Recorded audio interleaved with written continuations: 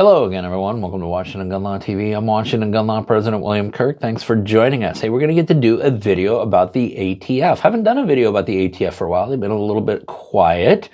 But we're going to talk about the new selection to be, yes, your new director of the ATF. That is Robert Cekada.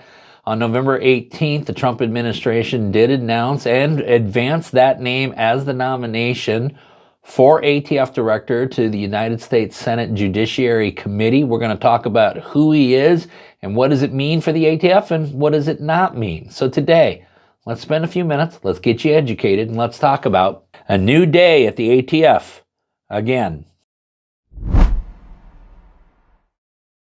Okay, America, news broke earlier today. You're probably watching this video pretty late in the evening by the time we get it out. Had to play lawyer all day. That the Trump administration had nominated Robert Sakata on November 18th to the United States Senate Judiciary Committee for the formal confirmation process for him to be the next ATF director. Now, while President Trump has certainly brought in all sorts of outsiders to head up other parts of his administration, what we have in Mr. Cekada is an industry insider, actually an ATF insider. Why is that? Well, he is currently serving as Deputy Director of the ATF. So essentially, President Trump is taking the number 2 person in charge of the ATF and now appointing them and then hoping that they will be confirmed to be the number 1 position. Now, Mr. Cekada is a 20-year insider, starting at the low level of the ATF, working his way all the way up to his current position as Deputy Director, and previously served as the Executive Assistant Director of Operations. So if we are looking for some radical outsider to have come in with a wrecking ball who is going to radically restructure and or eliminate the ATF, that is not who's being selected to be the next director. But if you are concerned that this is going to just be business as usual, I want you to know that Mr. Cekada has, in fact, built a reputation amongst even pro-2A advocates of being a fair mind and, most importantly, really wanting to take ATF back to what its original design was, which was to be a law enforcement agency and not the political battering ram that it has become in previous administrations.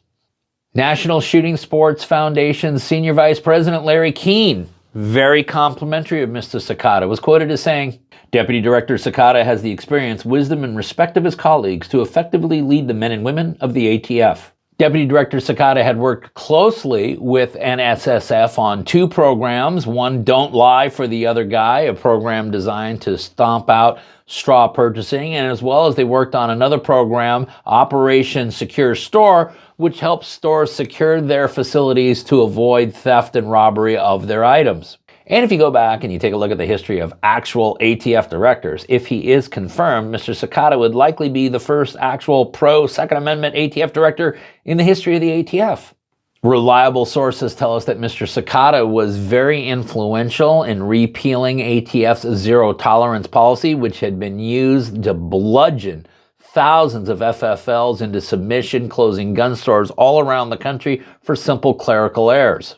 Mr. Cekada is in favor of both repealing the pistol brace rule, which has been absolutely slaughtered in every court it's appeared in front of, as well as repealing the engaged in business rule. Mr. Cekada apparently has been close work with Robert Leiter, Chief Counsel for ATF, rewriting a whole ton of internal policies to change the day-to-day operations of how the ATF conducts business.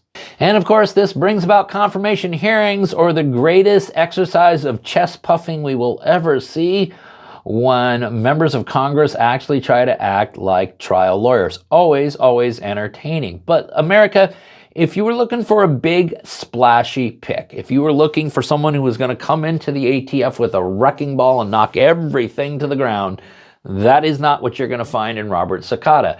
If you are more realistic about what could possibly happen with the ATF, and that this agency could in fact be turned back into the law enforcement agency it was designed to be, and remove from it all the political weaponization that has rotted this organization to its very core, well then Robert Cekada seems like it might be a very good pick.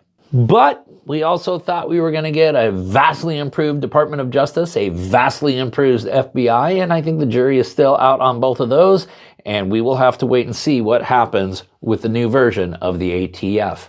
Okay, listen, if you got any other questions about this or anything else related to what's left of our Second Amendment rights, you guys should know how to get a hold of Washington gun law by now, but if you don't, that's okay.